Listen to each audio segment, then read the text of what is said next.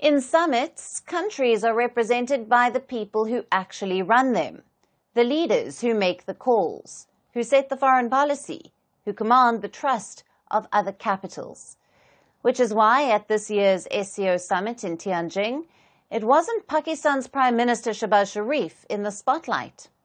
It was the man who really holds the keys to Islamabad, Army Chief Asim Munir.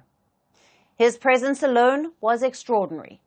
Munir is the first serving Pakistan Army Chief to attend the SCO in this capacity. For decades, these summits have been the domain of civilian leaders.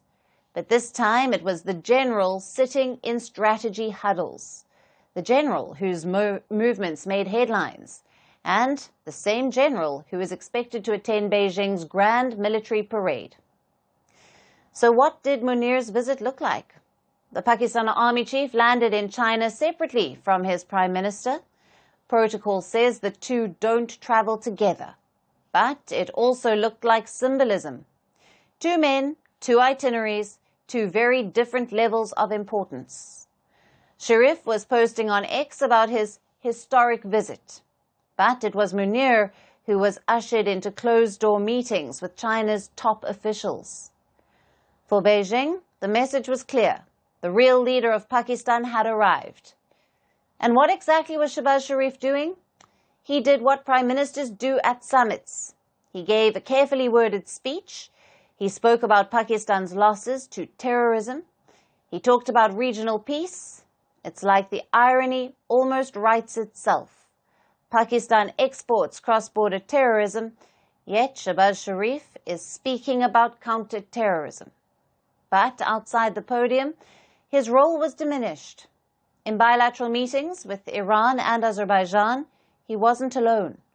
Munir sat right there beside him, the unmistakable shadow in the room. If there was a moment that captured the dynamic, it was Sharif sitting silently while Munir leaned in during private sessions. The elected leader looked almost like the +1.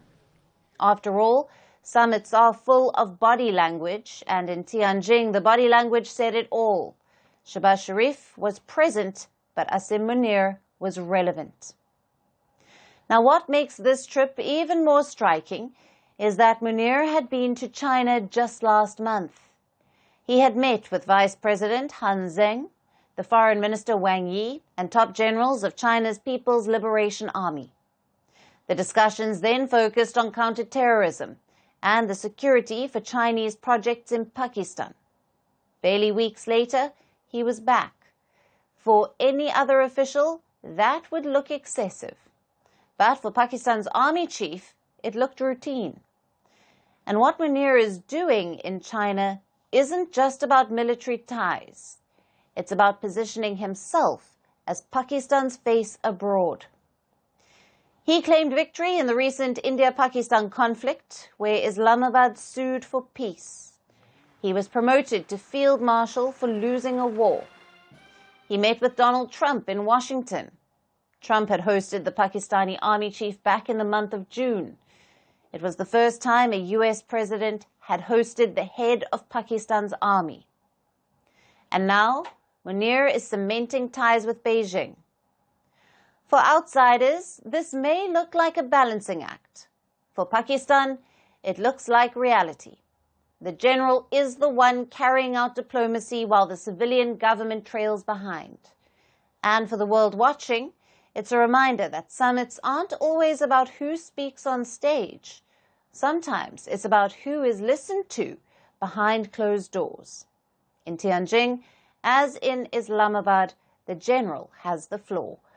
After all, in Pakistan, prime ministers may come and go, but the general is always constant.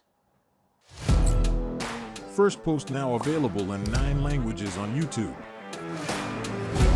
English, $36 trillion. French, Le FMI, comme German, geschäftsführenden Direktor, Hindi, $30 trillion ka karjo. Indonesian, Pemerintah tanpa pemeriksaan. Italian, Kali radikali. Japanese, 4 兆ドル以上の Portuguese, por causa do próprio balanço patrimonial. Spanish. Beautiful bill.